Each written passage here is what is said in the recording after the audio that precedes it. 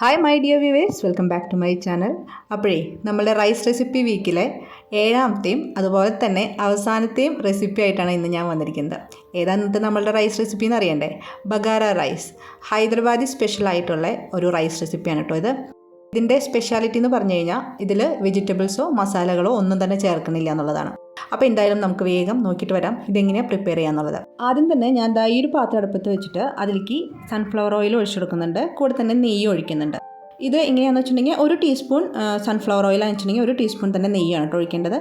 പിന്നെ നന്നായി ചൂടായി വരുമ്പോൾ അതിലേക്ക് നമ്മൾ ബിരിയാണിയിൽ ചേർക്കുന്ന എല്ലാ മസാലകളും ചേർക്കാം. അതെല്ലാം ഒന്ന് മൂത്ത് വരുന്ന സമയത്ത് ഒരു അത്യാവശ്യം വലിപ്പമുള്ള സവാള ഇതുപോലെ അരിഞ്ഞിട്ട് അതും കൂടി ചേർത്ത് നന്നായിട്ട് വഴറ്റുക. കുറച്ച് ഉപ്പ് ചേർത്ത് വഴറ്റിയാൽ വേഗം തന്നെ അത് വഴന്ന് വരും. അപ്പോൾ അത് ചെറുതായിട്ടൊരു ഗോൾഡൻ ബ്രൗൺ ഷെയ്ഡ് ആകുമ്പോൾ 1 ടീസ്പൂൺ ജിഞ്ചർ ഗാർലിക് പേസ്റ്റ് ചേർത്ത് നന്നായിട്ടൊന്ന് എല്ലാം കൂടി നന്നായി ഇളക്കി യോജിപ്പിക്കുക. ആ ജിഞ്ചർ ഗാർലിക് പേസ്റ്റിൻ്റെ ഒരു റോസ് സ്മെല്ലൊക്കെ ഒന്ന് പോകണം.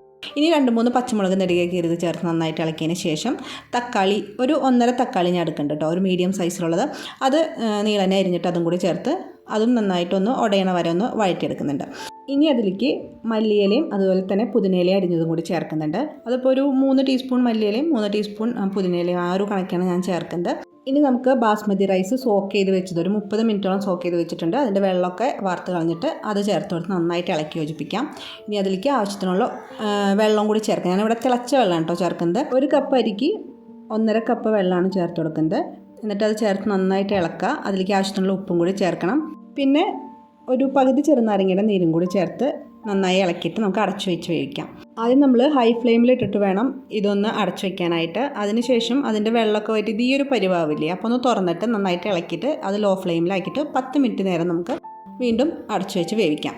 10 മിനിറ്റിന് ശേഷം നമ്മളത് തുറന്നു കഴിഞ്ഞ് കഴിഞ്ഞാൽ പെർഫെക്റ്റ് ആയിട്ട് കുക്കായിട്ടുണ്ടാവും. അതുപോലെ വെള്ളമൊക്കെ വറ്റി പോയിട്ടുണ്ടാവും കേട്ടോ. കുട്ടികൾക്കൊക്കെ ടിഫിൻ ബോക്സിൽ കൊടുത്തയക്കാൻ പറ്റിയിട്ടുള്ള വളരെ എളുപ്പത്തിൽ തയ്യാറാക്കാൻ പറ്റിയിട്ടുള്ള ഒരു റൈസ് റെസിപ്പി കൂടിയാണിത്. പക്ഷേ ഒരു സത്യം പറയാലോ, വളരെ സ്പൈസി ആയിട്ടുള്ള അതിൽ മസാലകളൊക്കെ ചേർന്നിട്ടുള്ള ഈ ഒരു ഫുഡൊക്കെയാണ് ഇഷ്ടപ്പെടുന്ന കുട്ടികളാണെങ്കിൽ ഈ ഒരു റൈസ് റെസിപ്പി ഇഷ്ടപ്പെടില്ല കേട്ടോ. ഞാൻ ഉണ്ടാക്കി കൊടുത്ത ബാക്കി എല്ലാ റൈസ് റെസിപ്പി ഇഷ്ടമുണ്ടെങ്കിലും എൻ്റെ മോന് ഇത് വലിയ പിടുത്തില്ല. വെച്ചിട്ടുണ്ടെങ്കിൽ അധികം നമ്മൾ മസാലയൊന്നും ചേർത്തിട്ടല്ലല്ലോ ഇത് ഉണ്ടാക്കുന്നത്. അതുകൊണ്ട് തന്നെ അവൻ്റെ ഫേവറേറ്റ് ലിസ്റ്റിൽ ഇല്ലാത്തൊരു റെസിപ്പിയും കൂടിയാണ് കേട്ടോ ഇത്. എന്തായാലും ആദ്യമായിട്ടാണ് നിങ്ങൾ ഈ റെസിപ്പി കാണുന്നതെങ്കിൽ ഒന്ന് വീട്ടിൽ ട്രൈ ചെയ്ത് നോക്കാം. നിങ്ങൾക്ക് ഇഷ്ടപ്പെട്ടോ ഇല്ല എന്നുള്ളത് അഭിപ്രായം കമൻറ്റ് ബോക്സിൽ കമൻറ്റ് ചെയ്യാൻ മറക്കരുത്. അപ്പോൾ seen my next video. Bye bye, take care.